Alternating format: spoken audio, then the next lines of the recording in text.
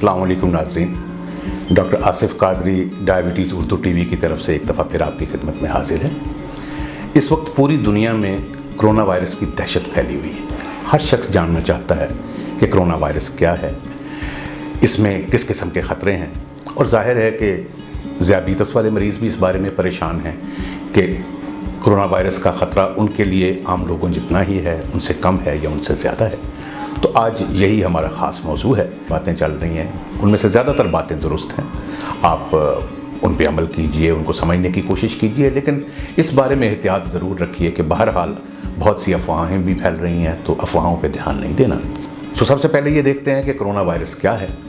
तो corona virus एक छूती मर्ज़ है जो सांस के ज़रिए फैलता है और नज़ले ज़ुकाम की तरह बुखार के साथ शुरू होता है, इसके साथ खांसी हो सकती है, गला ख़राब हो सकता है, और आम नज़ले ज़ुकाम की तरह ही हफ्ते 10 दिन में ये ठीक भी हो जाता है। फ़र्क सिर्फ ये है कि 100 में से 2-4 लोग ऐसे होते हैं जिनमें ये वायरस सांस की नालियों के ज़रिए फेफड़ों तक पहुंच जाता है और वहाँ नमूनिया की एक सूरत बन जाती है। कोरोना वायरस से जो नमूनिया होता है दरअसल वो ख़तरनाक है, जो अमवात हुई हैं उसी की वजह से हुई हैं, और अगर ऐसी सूरत किसी के लिए हो तो वो यकीनन डरने वाली बात है।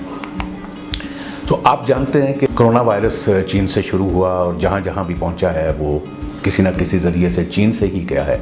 हमारे मुल्क में भी जितना कोरोना वायरस अभी तक पहुँचा है वो वही लोग हैं जो दूसरे मुल्कों से इसे लेकर आए हैं, या उन्हें खुद हुआ या अपने इर्द गिर्द के लोगों को उन्होंने ये जरासीम पहुंचा दिया। अगर आप पिछले 4 महीनों में बाहर से होकर नहीं आए हैं और आपका ऐसे लोगों से वास्ता भी नहीं पड़ा जिनके घर में कोई बाहर से आया है या जो खुद बाहर से आए हैं, तो इंशाल्लाह आपके परेशान होने की ज़रूरत नहीं है। इंशाल्लाह कुछ नहीं होगा। एहतियाती तदाबीर जो भी आपको बताई जा रही हैं उन पे अमल कीजिए तो इंशाल्लाह अल्लाह करम करेगा। इसके बावजूद अगर किसी शख्स को इन दिनों में नज़ला ज़ुकाम हो जाए, चाहे वो आम नज़ला ज़ुकाम हो, उस पे इस बात का शक तो ज़रूर रहेगा कि ये कोरोना वायरस भी हो सकता है। तो अगर ऐसी कोई सूरत हो तो ज़्यादा घबराने की ज़रूरत नहीं है। आप सिर्फ एहतियात कीजिए, नज़ले ज़ुकाम की दवाई लीजिए, आराम कीजिए, अपने आप को दूसरों से दूर रखिए, जितनी भी आप मास्क पहन कर रखिए। इसके बारे में हम थोड़ी सी तफसीली बात आगे जाके भी करते हैं। तो उम्मीद है कि ये ठीक हो जाएगा। लेकिन अगर किसी शख्स में उसका सांस रुकने लगे, अगर उसको सीने में दर्द हो, उस पर बेहोशी तारी होने लगे या होंठ नीले पड़ने लगे, तो ये सब खतरे की अलामतें हैं। ऐसी किसी सूरत में आपको फौरी तौर पे अस्पताल जाना चाहिए, अपना टेस्ट करवाना चाहिए, और डॉक्टर साहब आपको जो भी इलाज तजवीज़ करते हैं उस पर पूरे सिद्क़े दिल से अमल करना चाहिए और अल्लाह ताला से तवक्को रखनी चाहिए कि वो आप पर मेहरबानी करेगा। याद रखिए कि वो लोग जिनमें कोरोना की वजह से नमूनिया हो जाता है उनमें भी बहुत से लोग ठीक हो जाते हैं। तमाम लोगों को के साथ अनहोनियाँ नहीं होती। अब हम आते हैं ज़ियाबीतस अफराद की तरफ की। तो सबसे पहले जो ज़ियाबीतस अफराद के बारे में तसल्ली की बात है वो ये है कि ज़ियाबीतस अफराद को कोरोना वायरस का हमला होने का ख़तरा आम लोगों से ज़्यादा नहीं है। उतना ही ख़तरा है जितना आम लोगों को है।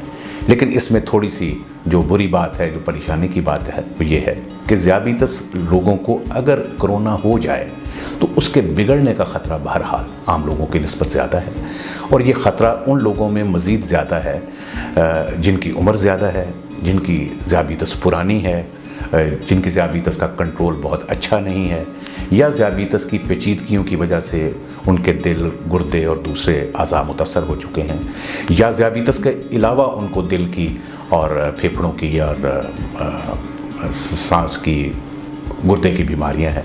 तो अगर ऐसी कैफियत हो तो जाहिर है कि ऐसे जो बुज़ुर्ग लोग हैं उनको एहतियात की ज़रूरत भी ज़्यादा है। अपनी ब्लड शुगर को जितना हो सके इन दिनों में ठीक रखने की कोशिश कीजिए और एहतियात कीजिए, तो इंशाल्लाह अल्लाह ताला करम करेगा। अब दूसरा सवाल जो ज़ियाबीतस से मुंसलिक लोग पूछना चाहते हैं कि ज़ियाबीतस की कई किस्में हैं। हम ज़्यादा तफसील में नहीं जाएंगे। सबसे आम जो किस्में हैं वो किस्म अव्वल है, जो कि आम तौर पे छोटे बच्चों में होती है, अगरचे ये बड़ों में भी हो सकती है, और इसमें पहले दिन से इंसुलिन लगती है।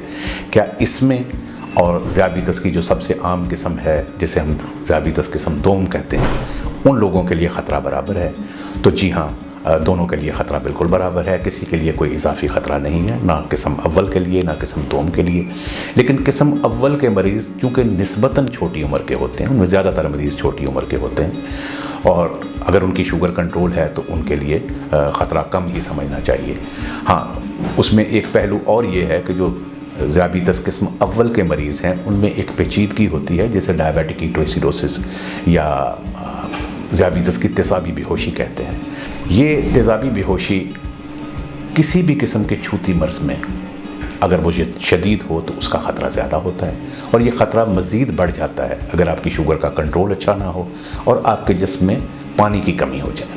अब नज़ले ज़ुकाम वाले जो लोग हैं उनका अक्सर खाने पीने को जी नहीं चाहता, तो पानी पीना कम हो जाता है, शुगर का कंट्रोल ख़राब हो जाता है।